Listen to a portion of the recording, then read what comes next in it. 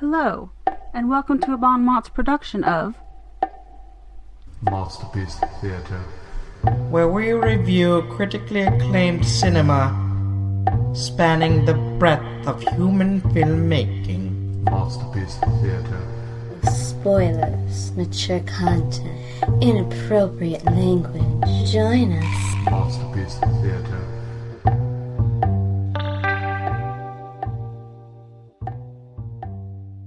MOTSterpiece Theatre.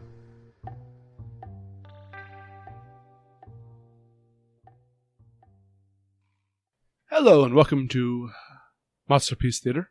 Today we are reviewing Ben-Hur from 1959. A kind of honor because they just did a remake, which we're also going to review sometime in the next couple weeks. I think you forgot the subtitle. A Tale of Christ. We'll get to that. Which it isn't. I'm Jonathan E. Manzer, here with Stephen Ramosi Hello? and Scott Thurlow. Lahan. And Scott, would you like to give us our traditional funny log line? Sure. So the one I came up with a bunch. I think we all did, but I think the one that's most accurate and funniest, I've got The Count of Monte Jerusalem, or Judea, whichever you prefer.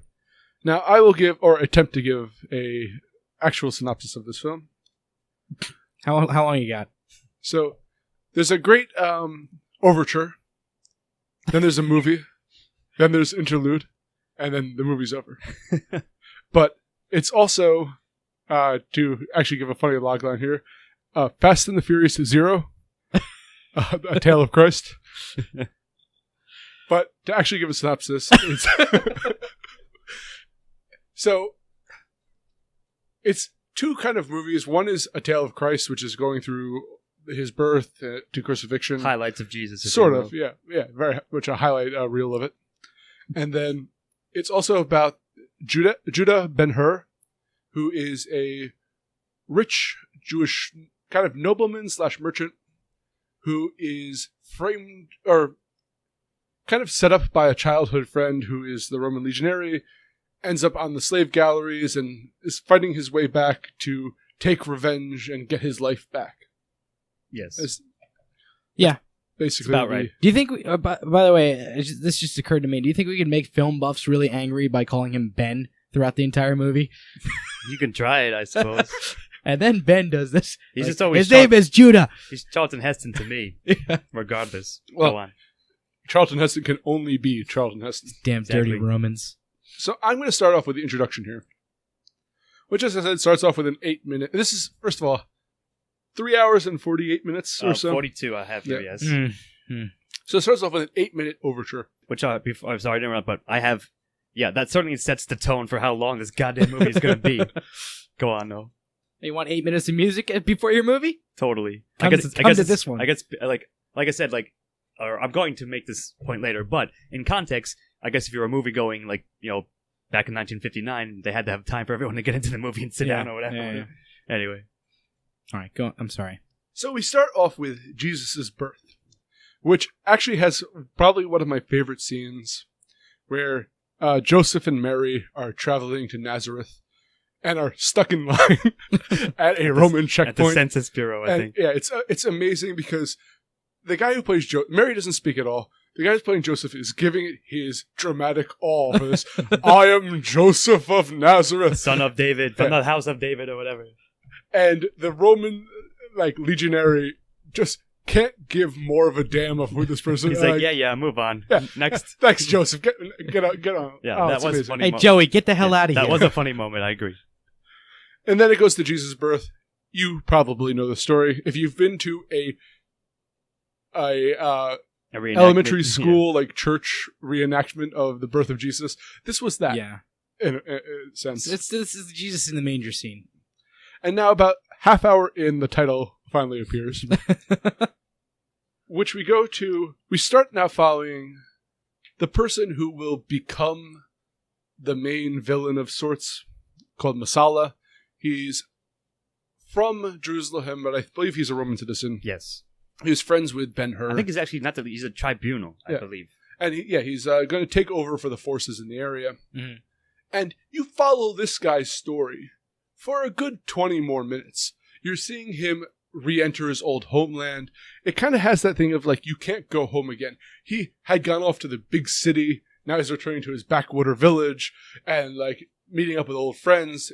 He wants things to be the same as they were, but things have changed. The politics have changed. Now he's on the wrong side of like to what a lot of the other, what his old comrades were. Right. So he's in love with Ben-Hur's sister, and Ben-Hur kind of like, it's almost like they were when they were children, like kind of fated to get together. And eventually Masala goes to Ben-Hur and says, "Hey, can you help me track down these rebels?" He first asks him. He first says, like, "Help me out. Like, try to talk sense to these people. Like, try to get them on our side. You know, we're in charge here now. The Romans are." And then goes and talks to Judah about that. Yeah. So very swiftly, it goes from them being friends to them realizing that they can't be anymore because they're on different sides of the political spectrum. Right. So like Masala comes to speak and, you know, sort of try to persuade Ben-Hur to, like, hey, you probably know who the rebels are. Just give me their names or something. I'm trying to keep the peace, etc.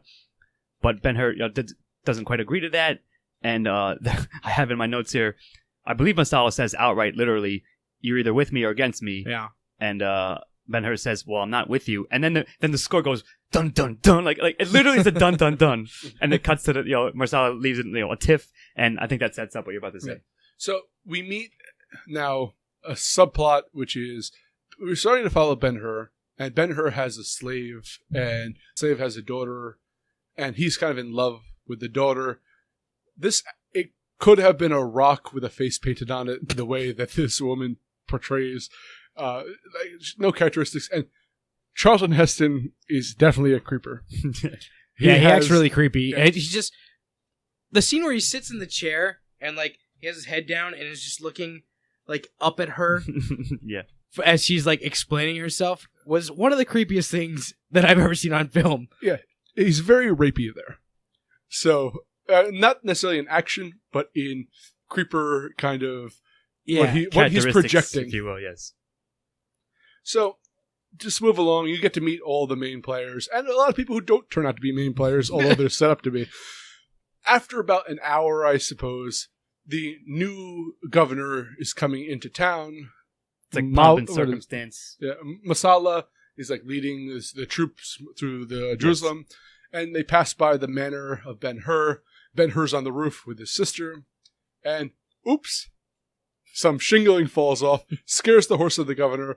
The governor's thrown off, and Masala has Ben-Hur arrested and put to the galleys, and his sister and mother also arrested and thrown in the dungeon. And I think that's the end of the introduction. Yes, I would agree. And I don't think there's too much else. I think you did a good job of covering everything that happens. I thought it was an effective opening, if not drawn out for an extra 45 minutes over what it could have been. Yes. But, I mean, there's not much else to say about it. Oh, there is much more to say about it. I know you've got... Well, I thought you were going to go more into that in themes, but perhaps you're going into it right now. No, I'm going into it right now because I think it's very important to how this rest of the movie's framed. So, this movie's a long movie. And over the course of about an hour, I think it's about an hour at this point into the movie. It sounds about right. We've set up the villain as the protagonist here. You feel very attached to... They do a really good job of creating a three-dimensional villain for you that you understand his point of view. And you actually understand the conflict he's having with Ben-Hur. Mm. And granted, like Ben-Hur, I will get into why later on, why I don't think the character works necessarily. But the issue is that when it's almost a dramedy of errors in a sense where that kind of, yeah. The shingle falling off, it's not like the governor dies. Yeah, the governor gets hurt, so yeah, it's a disrespect to Rome. And they do actually a very good stylistic thing of demonstrating the power of the Roman Empire, and they have a lot of extras in full suits of armor and doing the whole pomp and circumstance. But the thing is, there's almost a 100% heel face turn by the Masala, which is out of character for what they've established coming up throughout this entire thing. When he throws them in the dungeon, and I understand sort of why they do, but for a 4-hour film, I felt they rushed his turn. And in a horror film, nothing should feel rushed. In fact, they focus on things that aren't completely unnecessary in this. And I feel that there should have been a couple extra scenes demonstrating this breaking off of more of Ben-Hur versus Masala versus than what happens, because it just seems completely out of character. He becomes a one-dimensional villain off of a three-dimensional villain protagonist. I think that's right. You want more scenes in this film? No, I would like... I know what you're saying. Yeah. You're saying he wasn't fleshed out the way he probably should have been, or at least the way you felt would have been like more correct. Actually, to make a Game of Thrones reference here. Well, the idea is that who was the lover of Tyrion during Shay? Shay, yeah. Yeah. So in the books, she's not very developed, but in the show, they developed her character a lot more.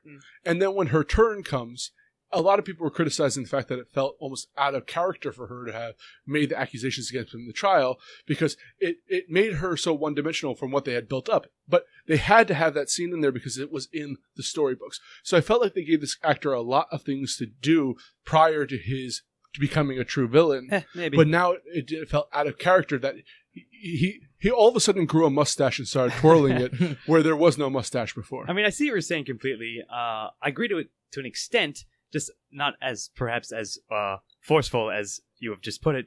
But I see what you mean, and I sort of get it. But I don't think it's like enough to detract from it overall. Yeah, I don't. Yes, it was a bit rushed, I guess I'll say, but it wasn't like terribly handled. I don't think I don't completely agree with you. I think that there was enough. Like I felt the crush of like the Roman Empire coming down on Masala. Like I think that he put enough out there and talked enough about how it was expected of him to do this, and I didn't. Maybe his acting made it feel a little bit more mustache twirly than it should have been. About that later, but I think that taking this action against Judah and his family was precisely what he felt he needed to do to gain the support of people that were if he was Roman. A one-dimensional character, the plot necessitated that he did it. Everything that led up to before that necessitated that he didn't make that action. No. Because I don't know. I think that I don't think that affects it. I think that he felt the crush of the Empire saying, you need to do something here. And so he took the option that he didn't want to take because he felt that it would prove himself to the Empire, which he had more loyalty now than to his friend. Yeah, now you can take that or leave it. You can say you agree with that or not, but that's how I viewed it. So that being said, do we have any more to say about the intro?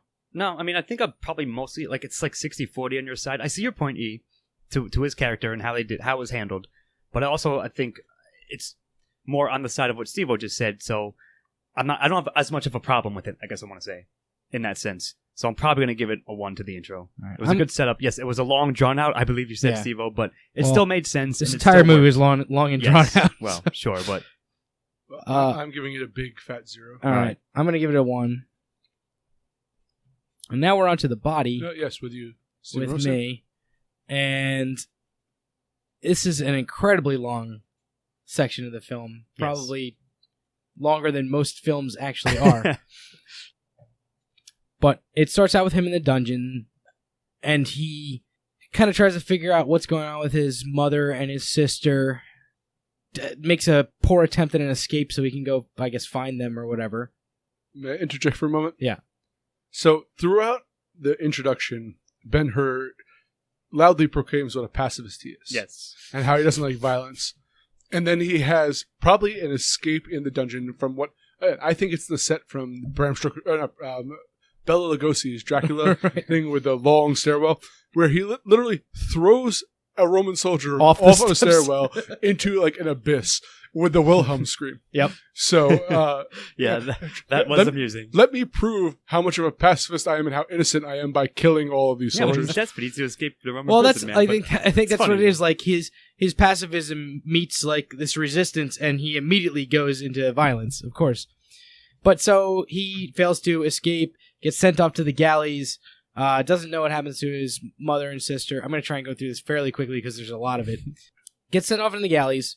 Ends up rowing for warships for a while, for like 3 years, he says at one point, even though you don't see any of that. Ends up on this like big important warship with this captain, or what is he? He's a Consul. consul. Yes. Arius is his name. And they kind of seem to have a rapport between them. Arius whips Judah, and he kind of looks back at him like he's about to kill him, but restrains himself, and Arius says that he likes that restraint, even though he has this violent streak, I guess. No, I think he says here real quickly, it might go dialogue, but he says something like, I can see the hate in your eyes, but also you have the intelligence to restrain yourself. So he likes... And I respect that. He likes him. Arius likes Judah immediately. Eventually, they get into this fight with a bunch of pirates. Their ship gets rammed. No, they're fighting the, not just random Macedonian pirates. Okay. Yeah. I guess it doesn't really matter. Sorry, go on. Did I say random? Yes. I apologize for saying random. Random They're specific Macedonian. pirates. No, the Romans are in a war with them, Right. Like in a territorial dispute. But they get into this ship battle on the open seas. The ship that Judah is on gets rammed, and he has been unchained by Arius earlier as I guess an act of kindness of some kind. Ends up unchaining a bunch of other slaves that are strapped down to their oars. Arius at one point during the battle is thrown off the ship. Judah saves him, gets him onto a piece of wood off of the broken Floats ship. them, makeshift raft. They float away. Arius tries to kill himself. Judah stops him. And this is actually a big thing for later, because when they're eventually saved by another Roman ship, Arius makes Judah basically his adopted son, pretty much, and that gives him legitimacy within the Roman Empire. They eventually get back. As they're wandering around, Judah wants to go and see if his mother and sister are still alive, so he makes that his quest. They meet up with a sheik and Balthazar, one of the wise men, who gave, one of the three wise men that gave Jesus From earlier, the gifts. who was also friends with this sheik. Right. And they were buddies for some reason. And they end up spending, one night or a couple nights with them. I think it was one night. Judah gets introduced to 4 white horses, which will come into play later. Magical horses. Goes back to his hometown, tries to find his mother and sister. Turns out that they are lepers. Yes, but quickly, he doesn't know that. He doesn't know that. So they're let out of jail. I'm going to gloss over that whole scene, which is weird in and of itself, but they get let out of jail. Esther, the Judah's ex-slave who he's in love with, sees them in the courtyard. They convince her to not tell Judah that they are still alive. So she tells Judah that they are dead. Meanwhile, they go off to join a leper colony. Shipped on the leper colony. Upon finding out that his mother and sister are dead, Judah decides that he will go and join the chariot races to race Masala, who is like the bigwig of the chariot He'll basically races. be the sheik's driver. Yeah, in the races. And I think that's about where the body ends. He got his chariot racing accolades and experience actually in Rome. Yeah, he had raced when he returned 5 with times over 3 years or so. Right. For his adopted father. Right. And Arius. So he had done the whole Circus Maximus type thing at that time. So he's actually far more experienced than Masala was. Well, no. Masala was like the reigning champion of the Jerusalem track. Okay, right. Whereas Ben-Hur was the raced in reigning. Rome. Yeah. So it's like different, like Daytona 500 and whatever else is in the all right NASCAR or whatever. To try to discuss what I'm going to give it, it's difficult because you just spent like 5 minutes straight up just telling us, and like you said, a lot other shit happens too. Yeah, I glossed over a lot of things. But it's kind of meandering. Like there's a bunch of Jesus stuff that you neglected to mention that we probably bring up later on. A bunch? There's like 5 2 or minutes 3 of Jesus stuff. things, fine. But still, Jesus shows up. He makes a cameo here and there. 5 Jesus minutes. First happened. of all, Sure. First of all, every Jesus cameo is from the back of the head or in shadow. Yeah. So you can It's never see like his outright face. said to be him. It's just obviously implied. Like Just a long-haired guy in Yeah, robe shows I up. feel like they pulled a different hippie off the street for every Jesus scene. maybe it was cheap, but no, it's definitely implied to be him. And I'm just saying that happens as well. But it's really hard because I really liked the naval battle. Like, that was a cool scene, and Arius That was cool. is a good character, and it was important to Ben-Hur's like story and character development. But a lot of the other stuff was just like kind of meandering and just like there. Like, I don't know. It's this one's really hard to parse out. Can we talk about the 50s racism here?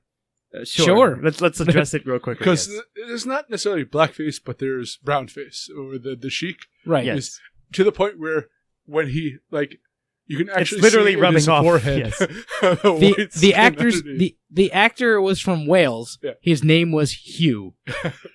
Yes. Yes. He Sure. was not Arabic at Yes. all. Racism was present in some form. And then and even worse is when they're in Rome and they're showing a kind of musical interlude, like They're having a Roman party, jazz yeah. club in a way of where they're doing incredibly racist, like, kind of stereotypes of Africans.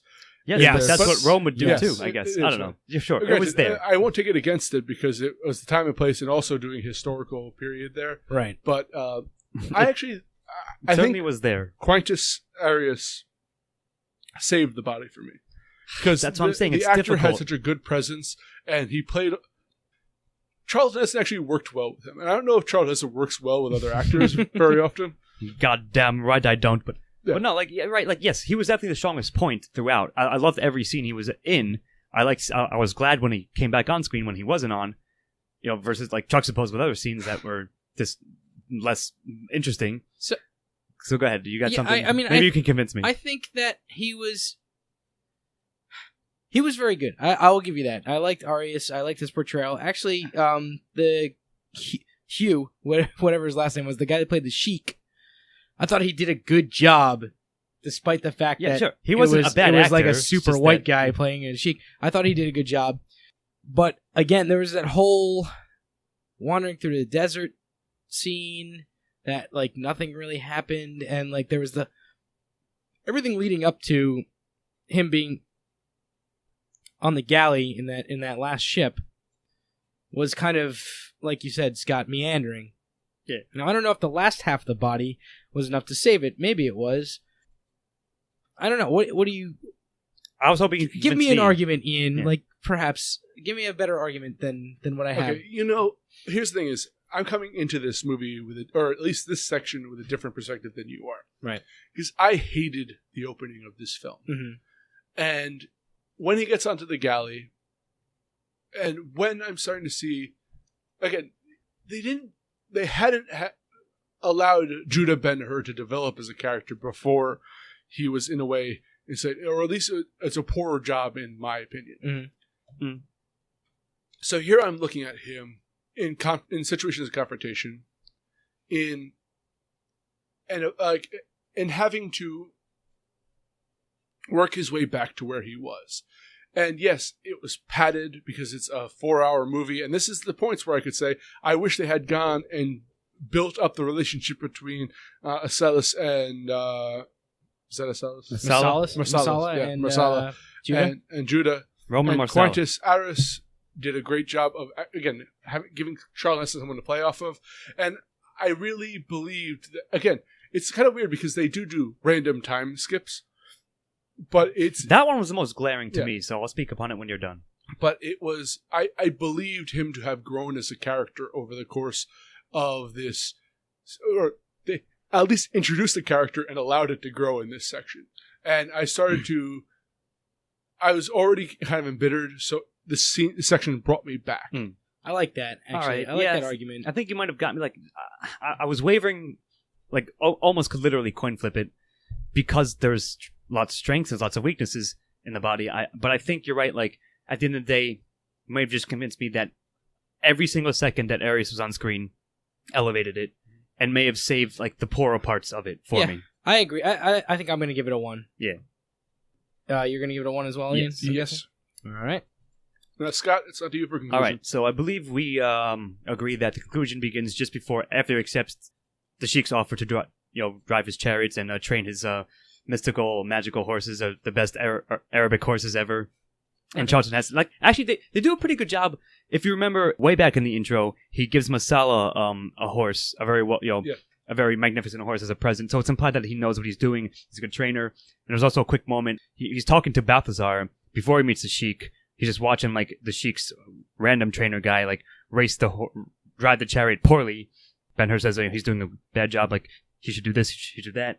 So get introduced. So now you know. Like all I'm saying is they establish him as competent in this at this task, if you will.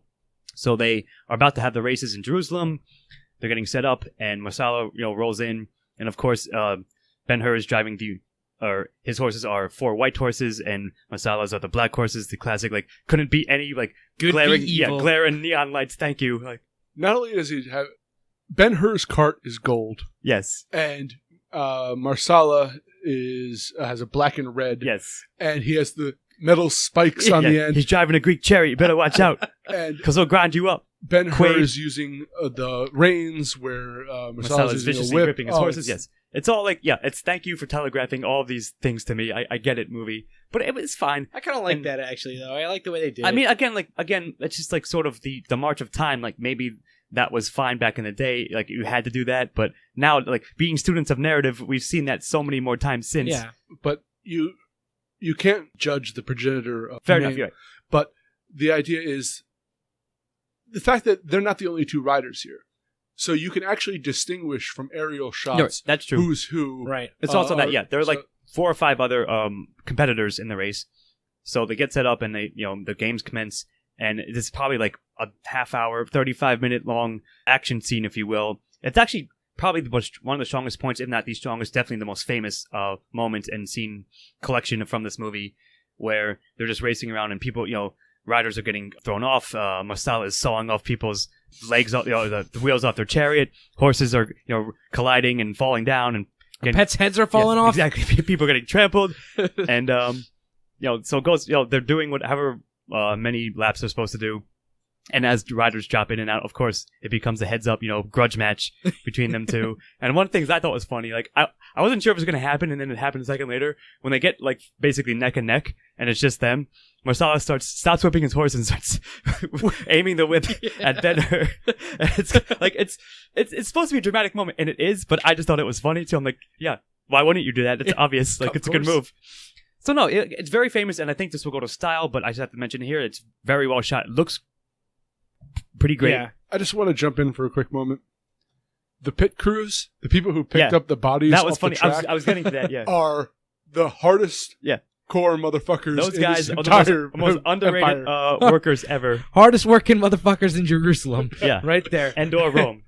Or for Rome in Jerusalem, sure. Like, you're right. I mean, I appreciated that too. That's a nice touch.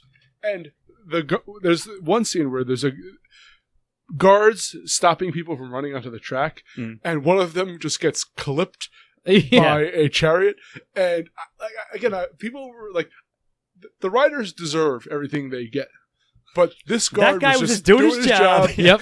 He got fucked over. He got completely destroyed by that. Oh, actually, let me go back real quickly, because there was one scene just at the end of the body, where in order to sort of rile up Marsala, the Sheik comes to the bathhouse, I believe. Yeah, I forgot. And sort of like, he's like, well, you, Marsala, you have won X race, 4 races, whatever. I've got my key man about to race you. He doesn't say who it is, but top men are about to race you, right?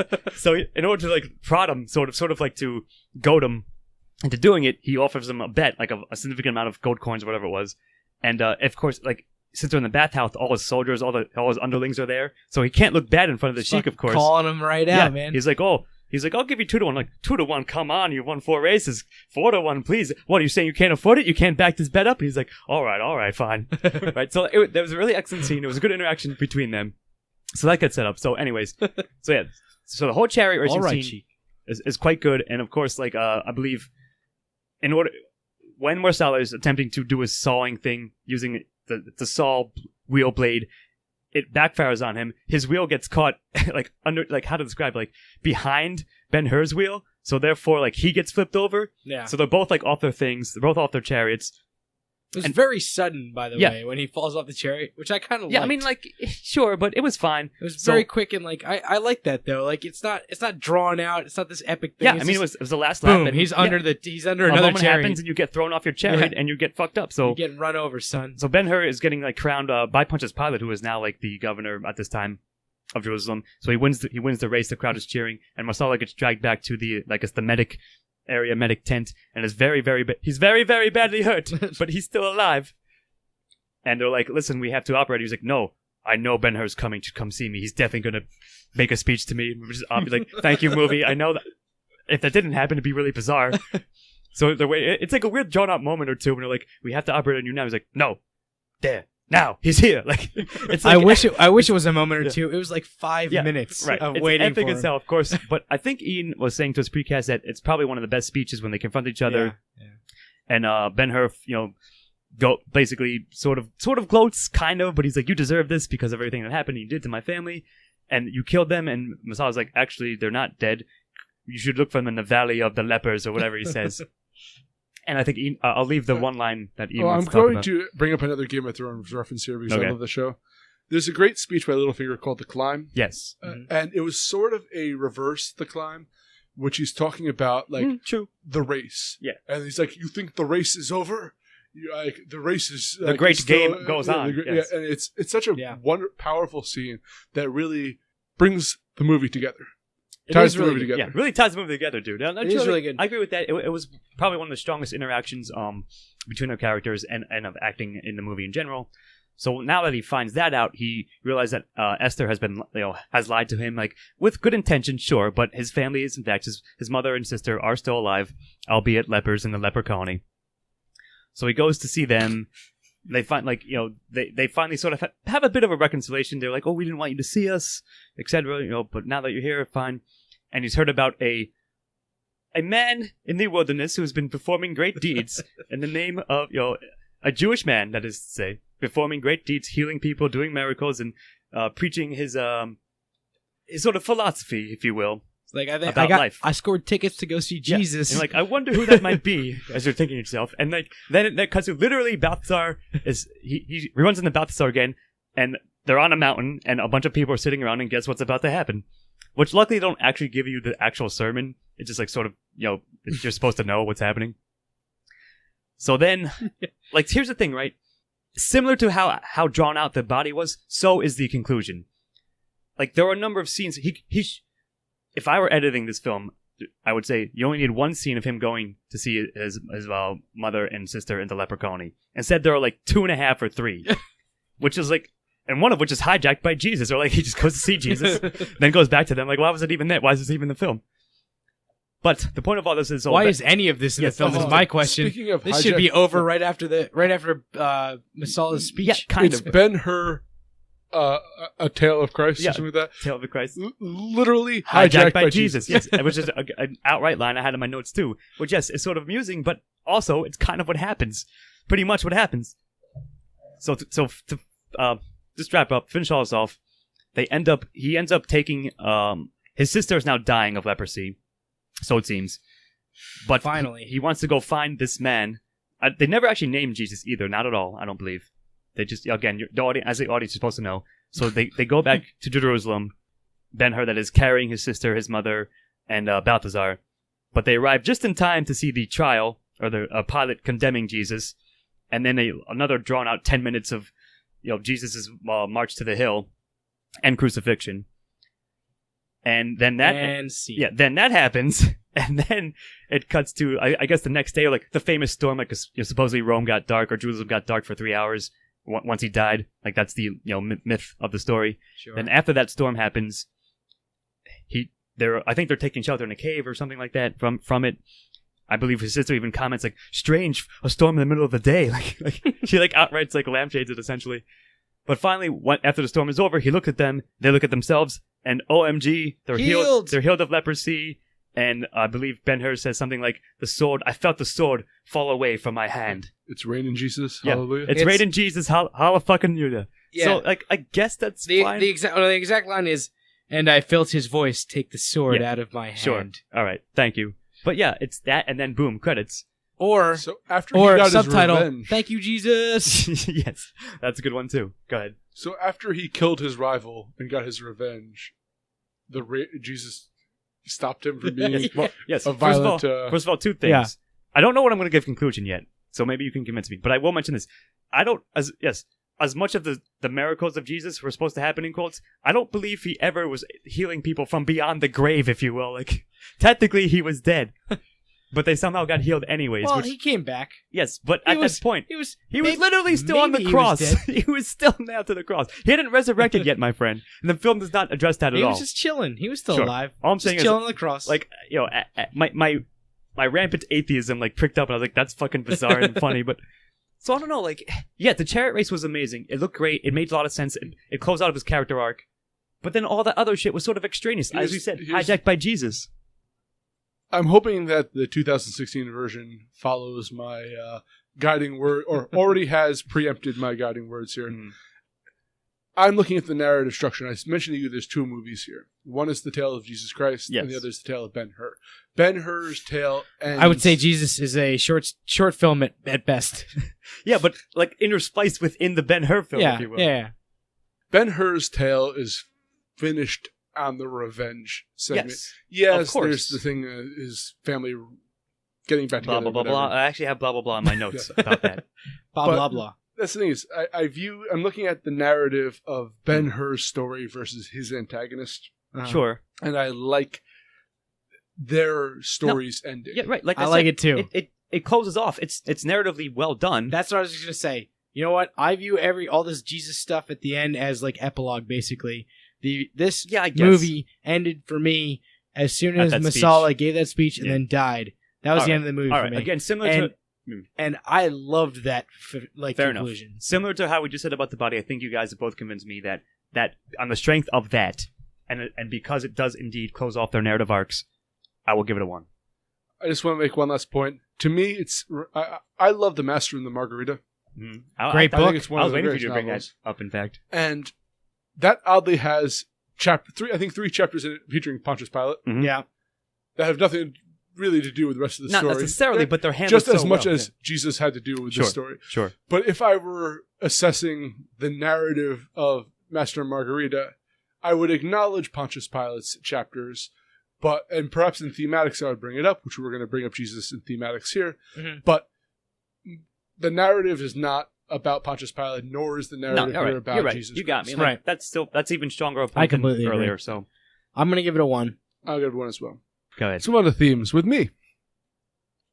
Hi, I'm Jonathan E. Manzer, and let me introduce you to Enlightenment philosophy.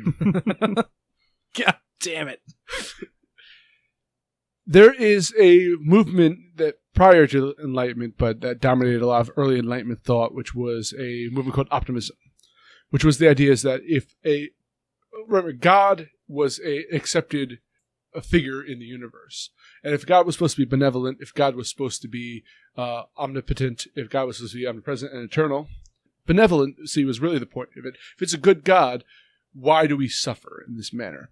And you still see remnants of it today, but the idea is that God has a plan, and if you might not understand the issue behind it, but the story of Jesus Christ is very much that. Yes. Jesus Christ suffers a lot of great tragedies throughout his life, but it's all part of a grander thing. And I believe that Ben-Hur very much is channeling this idea that Ben-Hur is in a way a Leibnizian character or an early Voltairean character in an optimistic story, which is that a man who suffers all of these issues and all these trials and tribulations throughout his life and not knowing, often not his fault, suffering from like kind of both the moral evils of other people and the natural evils of like fate. Ben-Hur acts to the best of his abilities to act correctly in this environment and in his world. And he suffers imprisonment. He suffers the loss of his family. He goes put into slavery. He travels to Rome in the galleys where they're attacked. People are dying. And all along, though, it is for a greater end in the long run. And because just how Jesus suffered, Ben-Hur suffered in a similar fashion of that's all attended to God's plan. And that if he keeps his faith and if he keps his convictions, it will all work out for him in the end.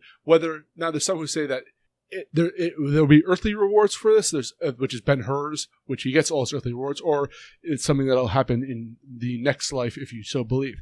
I don't agree at all with optimism in the philosophical sense, but that is their theme they're doing, and they're actually presenting what seems like Zadig by Voltaire, a very early work which is dealing with trials and tribulations, but all for the greater good in the long run.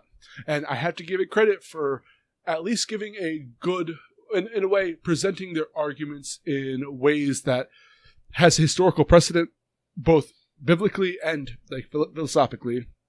And I might have to give it a 1 for that, even if I don't agree with what they're ultimately saying. Sure. See, that's kind of the crux of it for me, right? Should I give it credit on the intention of it and how it was presented, or if I agree with it as a philosophy, as a way of thinking? It's kind of harsh because, like you said, I also don't agree with it, like to a large point. I definitely don't agree with God having a plan, since God does not exist, I claim. However, viewed through the light of the film itself, yeah, it does clearly has that intention. Those are the things it lays out for you and sticks with them, and it doesn't like go back on them. It sticks with them throughout, and at points sort of entwines them, like highlights its philosophy, if you will, with the story of Ben-Hur. And yeah, and slapping in the Jesus stuff, sure, of course, because it's all tied into that. So I don't know, like, I don't want to give it a 1 just because I don't agree with it, but is that fair to judge it against the film itself because they actually did address them well within the limits that they're obviously sticking within? Go ahead, Steve-O. I would agree with you guys that is probably the main theme. However, and while I perhaps don't adhere to the notion that one should always be optimistic despite all great odds, I think that there is something scientifically to be said for optimism overcoming great odds. There's a lot of maybe there is a lot of scientific research that goes into this. Like, people that are optimistic about their outcome are more likely to succeed, are more likely to overcome even sickness, even things like, that type of thing. So there's something to be said for that in that way. But also to that point that you just made, like, whether you want to believe that, there's that thing where prayer in, like, if someone gets sick in a hospital, actually prayer it's like a psychological placebo. It's psychological. But there's like, if you don't want to view the biblical angle, like people who believe in like karma and things like that, there are other aspects of a similar philosophically to the idea of the biblically, but this one happens to just have that focus on. True, I guess right on religion for sure. You're absolutely all right about it. I don't guess at all, but yeah, I suppose at the end of the day, then, given all that, what you both said and what I just sort of talked myself through, is that it deserves a 1, even if I don't necessarily agree with some of its points or the intention of it, or what it may mean philosophically and worldview-wise. I should add, there are probably other minor themes that are in this. There of course are. Something about like revenge and things about revenge and redemption. Family, I had like redemption, that real type quick. of thing. But I think that what you just spoke about, Ian, is the major theme here, and I think that's what I'm going to focus on. Yeah, I guess. For that, I'll give it a 1. I think it was well fleshed out throughout the movie, and I think that it was well done. Whether or not you agree with it is a whole different story. I don't think you need to agree with a theme for it to be well done and fleshed out. You're right. Like, that's what I'm saying. So my final thought is, like, yeah, it was well handled and it was never contradicted. Even if I don't agree with it per se, the film itself addressed it well. Right. So that's 1's all around on that one? All right, so continue talking, Steve-O, with the antagonist. Okay, I will. The antagonist could be any number of things in this film. You could view Masala as the antagonist, who is missing for a large part of this movie, but who is there in the beginning and at the end. Ish. If you don't talk about what I consider the epilogue. Yes. You could view the Roman Empire as the antagonist. Roman bureaucracy. That's what I had in my notes real quickly. You can view God as the antagonist in some ways, which I always do. Which I'm sure you'll have more to say about. So, I mean, and I'm sure there are other things that you could look at as antagonists. Scott, I think you're going to give us one. I don't want to steal the words out of your mouth on this one. So, like, I think that for the most part, the antagonists are somewhat underwhelming in this. I don't feel super antagonized by anything, except for perhaps Charlton Heston's slavery at some point during the... Maybe slavery is an antagonist. But, like, you know, that's the only thing that felt, like, really oppressive to me in this movie. Okay. So let me roll up my sleeves here because I'm going back to themes for a second. The issue with the optimistic story philosophically is that there is no really true antagonist to optimistic stories because it's like looking at the Book of Job, which is the idea is like, who's the villain in the Book of Job? God. Is it Job? Is it God? No, it can't be God because God's benevolent. It's totally God. But that's the thing is, if you're Fuck looking at everybody it that says through it's not God. like the Leibnizian optimism, it can't be God because God's benevolent. It's not the devil because the devil is in like it's so like over the people have spent centuries writing books trying to defend God in the Book of Job, but nonetheless, it's in a similar fashion. Is that Not me.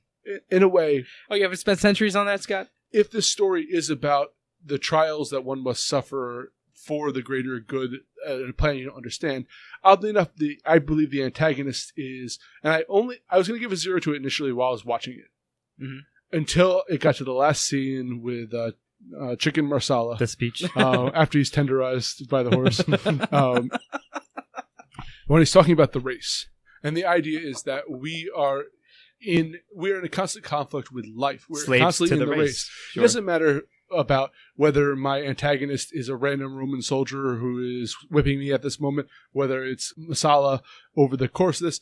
It's not each individual race that you're fighting is not the bigger picture here. It's all the conflict of what we don't understand to the greater good, and it's just the conflict with trying our like. I don't agree with any of this, but this is what generally the antagonists are for the optimistic story. No, I mean, I guess you're right about that. And yeah, I had one humorous thing. Like, if you think about it, I think someone mentioned this earlier.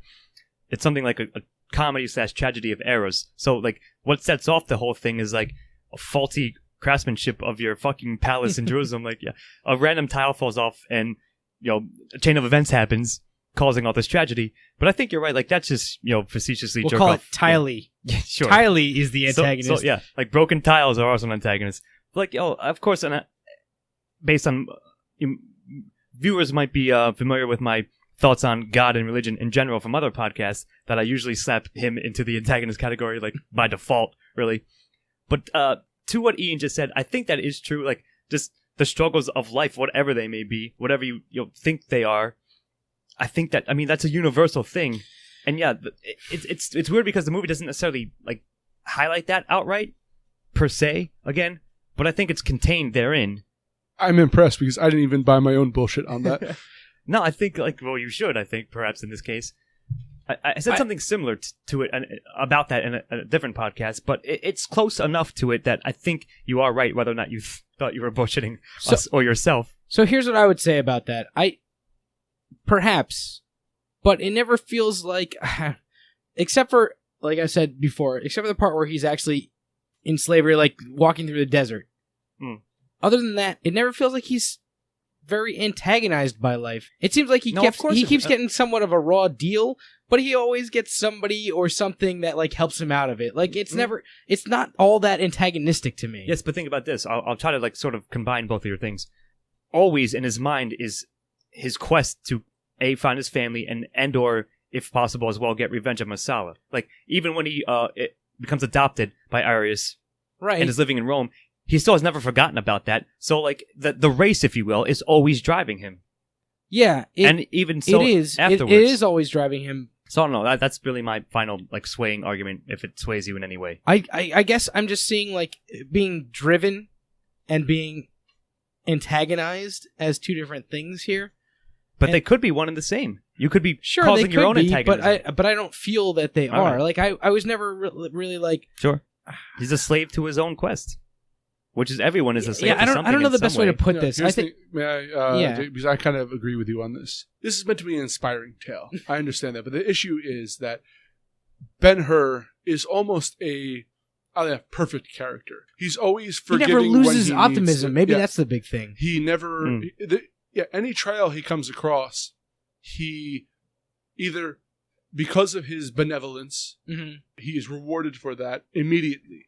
And he gives up good situations in a sense, he self-antagonizes quite a bit unnecessarily. Well, that's what I'm saying. And I never felt, maybe partly it was just Charlton Heston, but I never felt that, it always felt in his control, even when he's a slave. Yeah, I didn't think that anything made him doubt himself. I didn't think that like anything... I mean, you're right about that. I agree with that I feel angle. like what he went through, sure, it changed him, but nothing in this film seems to change him for the worse. I didn't I don't know. The best way that I've already said this probably 3 times, but like the best way I can put it is like I didn't feel like he had an antagonist. I didn't feel like he was antagonized by anything except for his own like, and even no, that's not true. Nothing of his own. I felt like he was just completely optimistic the entire time. And wait, didn't you hear him go with a grimace on his fist? Certainly he had moments where he was, hurt, whether it was physically or emotionally. But even through those moments, I never felt like anything was really going against him. Okay, how about this? How about this? Esther is the antagonist because she hides the truth from him, which, if he had known that beforehand, would have saved them a lot of grief. Esther's basically would have saved us all a lot of time. The volleyball from from Castaway. Yes. No, I mean, again, as humorous as that may be, you might have just convinced me to give it a 0 because I'm going to give he it wasn't a 0 antagonized enough by any one or multiple things, really. Right. And yeah, we can always slap on like the broader things that we were saying, but you convinced me at first, but I think now that we've talked through it, I think I'll have to give it a 0. Although, if you're ever interested, actually, and to the audience too, there's a book by Voltaire called Zadig. It's a novella, and which basically deals with this exact same theme, done much better. If only Ben-Hur Okay. had read that book and it was Voltaire was alive. Yeah. So you're giving it a 1 or a 0? 0. 0? All right. Me too. 0s across the board. All right. And Scott. And I'm on to protagonist. Jesus, 0. It's the tale of the Christ, as we pointed out. No, of course it's Ben-Hur. And yes, because Charlton Heston is like, how shall I say this? He's not a bad actor. He chews every piece of goddamn scenery he's ever in. But not necessarily in a bad way, per se. But I think, of course, since we follow his perspective, and it's basically a hero's journey, sort of, like in the Joseph Campbell kind of style. But I think for every reason we gave a 0 to an antagonist, right, with the idea of a protagonist never having to really That's exactly what I'm getting to. Yeah. That's what I'm about to say. Like, it's difficult, again, because of the very thing we had just said. I don't know, like, yeah, I liked him as a character and the portrayal by the actor, but narratively, because of that, I don't know if it deserves a 1. You don't like Charlton Heston's ungodly acting talent? I love his goddamn you dirty Romans, like all that, like the strained pain and moan when he gets revealed about his family. Yeah, it's funny, and I don't think it's bad either, but doesn't make it bad. No, it's so bad it's good. I would say then in that sense, sure. Yeah, in the sense that William Shatner is a great actor well, as well. I do like Shatner. Agree. But either way, like I assume you're not being sarcastic. No. And to answer the actual question, I think it's the other end of the coin that we just spoke about. So therefore, if that end of the coin gets a 0, I think this one also is going to because of that thing. So here's the thing about this. I think that Heston or Judah does have a character arc in this. Yeah. But it's a flat line. It's not an arc, it's a line. It's not. I don't think it's a all line. right. Go on. He goes from being content with his life to having something to strive for. And something to try and get then back to being content. And then trying to get it back. I don't like that he gets it back at the end, but again, that's part of the epilogue for me. Like, I don't even see that as part of his arc. It doesn't matter, though. It's still there in the story. Sure, it is. And epilogue is part of the story. I see the end of his arc being at the end of the chariot race. Yeah, no, I understand. And he turns from someone who loves Masala, like they're best friends in the beginning, to at the end, I don't think that I think that he cares still for Masala, and I think this comes through in the final speech that Masala gives, and I think this is one of the brilliant parts of it as well. I think that you can see that Judah still cares for him, but at the same time wants him to die. I'm sorry, because there's no subtlety to Heston's performance. If he wanted that to go through, it would have been over emoting on both happiness and tragedy, and he just kind of has the chin jut and maybe a painful groan here and there. So Yeah, I don't know. Like I don't know if I like. you make a good point. I don't know if I can give it a 1, but I think I'm much closer to a 1 than you started off on. Fair Scott. enough. Like I said, yeah, that you made pretty good points here and there, but I still don't think it's enough to make me give it a 1. Is what I'm saying. Also, So if you got anything else to add, try to convince me that way. But see, I don't know. Like I'm on the fence here, and what might put me over the edge is, for whatever reason, I actually like Heston. like I said, I like him too. He's not a bad actor, but he's just so over the top. He's in super over the anything. top. He's basically the impetus for Calculon. Yeah, of course, that's what Then Calculon give is based on. Calculon a 1 and Heston a 0. Yeah. Because that's You know what? he How about this? This is one of my jokes I also had. If you recall, Charlton Heston was also Moses in the movie. Yeah. And he was a much better protagonist than that. He gets a 1 in Moses, but a 0. In the movie? No, in the Ten Commandments. Yes. In the Ten Commandments, yeah. Yes. Man, it's tough. All right, what are you guys giving it? I say 0. 0. Maybe a soft 0, but nevertheless. 0 and 0. I'm gonna go with you guys. I'll give Right. give Heston a 0 Yeah, on yes, this. he does a good job, but narratively, story-wise, it just isn't enough to get there. Yeah, I think you're right. So I'm on to supporting characters now, Mm-hmm. which I think this is one of the great strengths of the movie, specifically since all the good actors were in the supporting roles. Yes. Or at least 2 very good Yeah, ones. so I'm going to give my favorite one, which we already talked about pretty much at length, so I'm just going to give him a nod. Quintus Arrius, which was very interesting because he was a Roman consul who, he had more of a character arc than in his, half hour, 45 minutes of being on screen Say about 45. than Ben-Hur's entire movie.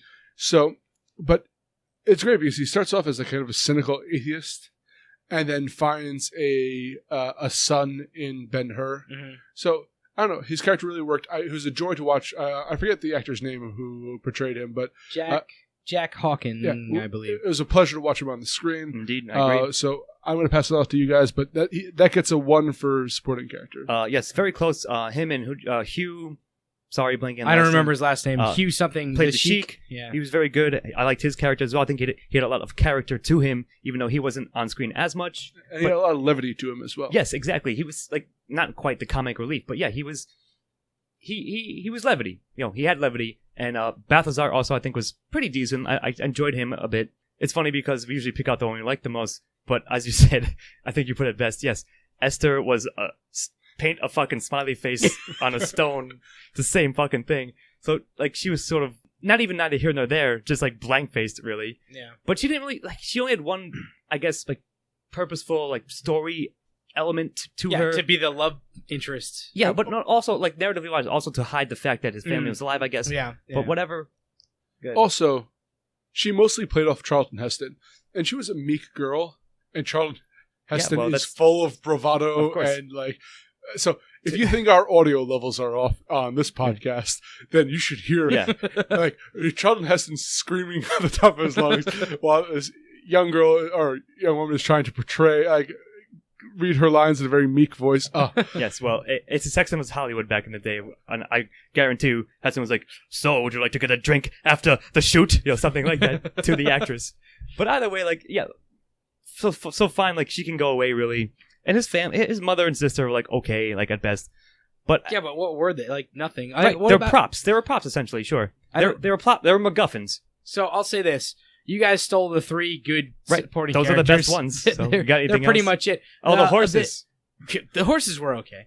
Actually, the horses had a lot of personality. They had names to More even. personality than Esther. Yeah, exactly. them. That's probably true. The one person that we didn't mention yet is Esther's father, who did a fine job. He was good too. He was You're pretty right. good. He was pretty lively. And their bold manservant that appeared at the end. Oh yeah. Oh yeah, the Who's the guy from mute? Venture? Who's the guy from I guess Venture he was Brothers? the deaf mute. That's oh, what he yeah. reminded me of. Yeah, I forget what his name is. He's that guy though.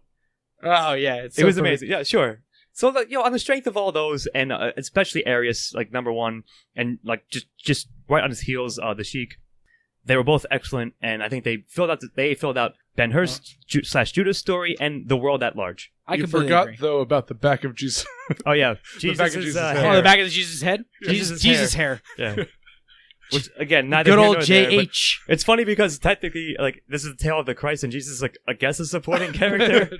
I don't know how you want to take it, but he was there, I guess, in the film. It's You the never best- see his face. Yeah, is the best part. but you just see people reacting to him. It's, Yeah.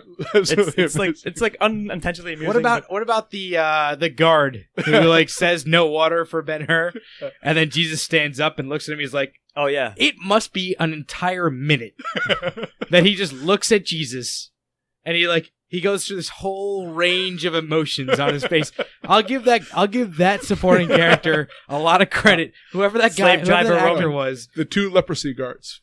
Oh, They did a Yes. great job as no, well. it's the leprosy guard and the guy that Masala sends to see if they're alive. so technically They I guess, both go in and then get scared out of the room horrified by leprosy. again, over the top, Terrified by leprosy. horrified looks.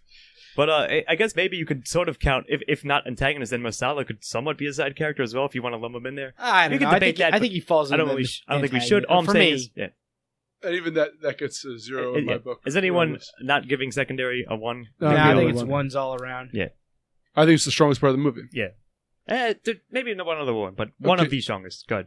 Stephen or Mosi, tell me all about the dialogue. I will tell you this about the dialogue. I enjoyed the dialogue. It was good. It was solid throughout. And not to steal this from you, Ian, but you know it's my category, so I'm going to say it.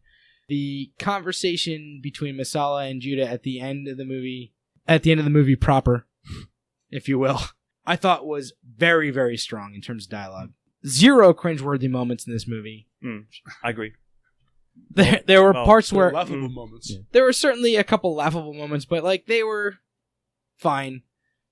Overall, I thought there were several points of strong dialogue, and I thought that the end, I thought that speech was the cap off and a very good cap off to strong dialogue that was very, very strong and very good and very well done and very well acted as well. So I like the dialogue. No, that's well said. So here's the thing, right? I went into this movie expecting myself to sort of like, 1959 Hollywood, like, act, like I'll speak about this shortly, but just because of the nature of it and the time frame, I was like, I'm probably gonna hate this. But Yeah, you could probably count on like 2 hands the movies that have good dialogue from that era, from yeah. 60 But minus. the fact that you I know? didn't, and of course, yes, that's probably the best scene and dialogue in exchange. Right. But also, I like the gambling scene again, like I mentioned earlier with the Sheik. Yep. And I actually like this speech that Pontius Pilate gives to Judah. We forgotten supporting characters. Yes, which I'll give him a 1 too. He also elevates it. Yeah. No, he was good. He wasn't on screen as much either, but he was present. And that speech specifically was between Judah and Pilate, and I thought that was quite good. He basically gives him the Nietzsche speech. You know, you fight enough with monsters, you might become one yourself, which is fine. But it's phrased very well. It's not just that outright. And Scott, may I interrupt for Yeah, a second? Because I specifically want to speak about that. He argues Masala's point much better than Masala himself. Yeah. If that motivation had been given to Masala throughout the entire thing, I would have had a lot more respect for this film. Sure. Than just kind of having these 2 scenes at the end with the race between Masala and Ben-Hur and the discussion of Rome versus Judea and the idea of the clash of cultures between Pontius Pilate, and I thought were done very well, and Yeah. I wish the entire movie was like that. No, I agree. And in fact, I like Arius's interactions with him as well. So yeah, I said I expected to hate it or definitely be cringing at points. I never actually did. Yes, of course, the over top nature of some of it may have been amusing, but didn't make it bad per se. I thought it was just very well, like you said, Steve, very solidly handled and well done throughout. I agree. I'm going to give it a 1. 1 here Yep. as well.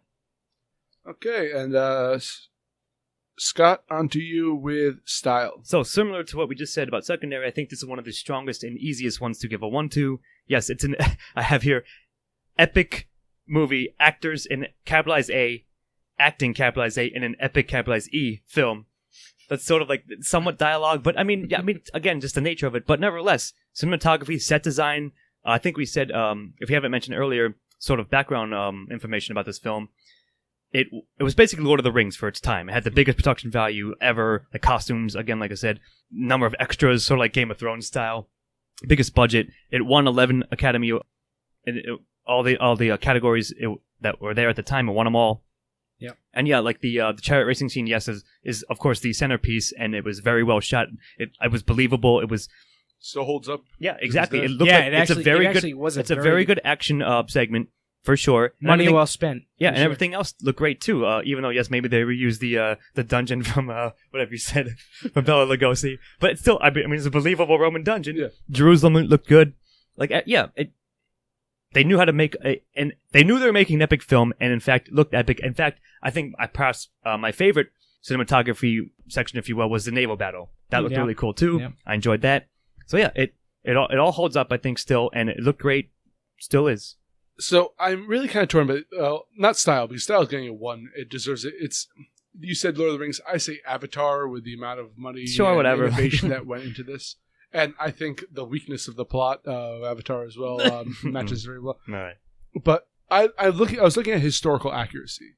So I feel that there was a narrative bias in a way for historical accuracy. But I think that costuming, there's one scene where Quintus is something, and everyone goes like hail, which they would have said Awe, which directly translates to hail. Yeah, well, sorry they weren't like Yeah, but no, speaking but Latin. the thing is they did, but without speaking Latin, they still captured like the perfect translation for what it would have been. And I really like the attention to detail. Whether they're sitting at the triclinium, I think it is, where they're all eating like their food on the couches or on the table. They did a very good job like establishing It was a believable world. yes, a historically accurate one. Yep. I completely agree with both of you.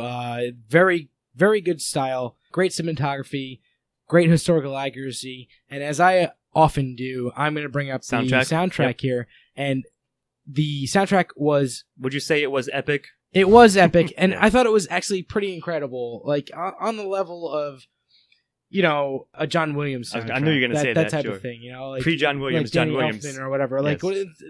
if you think of an epic composer, somebody that does like these amazing soundtracks for movies, even these days, or within the last 20 or 30 years, I think this soundtrack was on the level of that. And I actually read like a little trivia thing about a composer who said that he felt like his entire career, he was an older guy when he composed this soundtrack, and he said he felt like his entire career had led up to him composing this music, and it showed. Like he did an amazing job. Although, to be fair, this is my second favorite soundtrack from a 3-hour and 40-minute plus film. All right, then. Fine. We'll learn what the other one is. That is a very At specific some point soon. category of movies, sir. Stay tuned to the Lost Signals to find out what the other one is. But anyway, I think we're all giving this a so it's strong going to be one. ones all around, I believe. Yes. Yep. And I will start with the recommendation. I don't recommend it. There are better movies out there. There are better 3-hour and 40-plus minute movies out there. Here's the thing. It's not good enough to be worth the amount of investment. By the time I was done watching this, I was glad to be done watching this. And that's not a good sign for a film.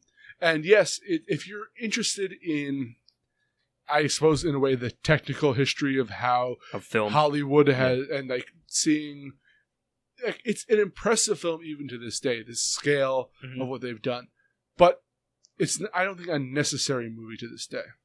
Yeah, so the thing is, this is number 100, the last film on the AFI list. And I think that's probably about what it deserves. Like, so yeah, they thought it was like just good enough to be on the list. And I sort of agree with what you said. Like, I don't know if, how do you say it? I don't know if the investment is worth it, given what you have to put into it, essentially. And yeah, I mean, of course you're going to feel like, thank God it's over after a 4-hour, essentially a close to 4-hour movie. Like, you might feel like that almost over any, I don't know what 4-hour movie would be good enough to be like, oh man, I wish that this movie came out for another hour, Jesus. Well, stay tuned. Yeah. And we'll find out if there is one. But like I was saying, like, it's weird because yes, you can give it the credit it's due on the fronts we just said, sure.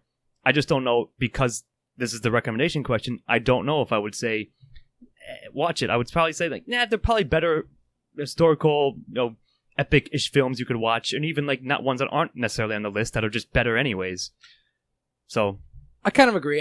There are people that I would recommend this to, but most people I probably wouldn't. I would say if you are a real film buff, you have to see this movie. Yeah, I mean, you probably would have anyways, but that's a very specific If recommendation. you want to know the history of how film evolved, you have to see this movie. Sure. If you like Charlton Heston, Yeah. No, well, then you'll probably watch see it the at some Ten point. Commandments Yeah. instead. Go watch Planet of the Apes Yes. instead. It'll be much Or shorter. a touch of evil. Yeah, Yes. or Touch of Evil. Well, I don't know. So Charlton Heston, just to be clear, real quickly, this isn't quite a recommendation, but Charlton Heston, who is neither Jewish, I don't think so, nor Mexican, has now played both of those roles in a film. So I'm sure he's played a lot of other crazy crap because that's the way that Hollywood rolled back sure, in the day. of course, but Overall, somebody asked me, hey, some person off the street was like, hey, should I watch Ben-Hur? I'd be like, who are you, crazy person? And also, no, probably not. yeah, it's cool. You can skip it, dude. And also get away from me. So, yeah, like, as much... Maybe I soft zero. I but dug gotta be this zero. movie. I liked Fell it. asleep during But the I movie. also fell asleep during it because I started at 8 o'clock at night and I had work the next day. It took me 2 days to watch this movie. It is a long movie. It's a slog. Technically, I watched it in one sitting, but I did take a number of cigarette breaks. So It's a good movie. It's a well done movie. It's just not a movie that I would ever watch again. yes, No. very well said. Like So I said, I'm going to give it a 0 for soft zero, recommendation. but Yeah. still zero at the end of the day. Okay. Well, we actually have a very fitting score for this. So I'll read off the final tallies.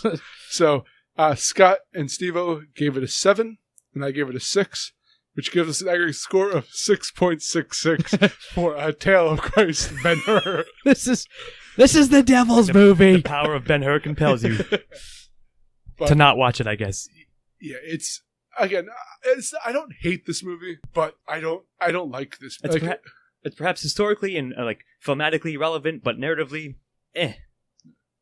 Yeah, That's the best There's I can better. say, I suppose. there's yeah. better out there. so yeah, my final thoughts. Yeah. Yeah. I'm Jonathan E. Medzer here with Stephen Hermosi Goodbye. and Scott Thurlow. God damn, you dirty Romans. Good night.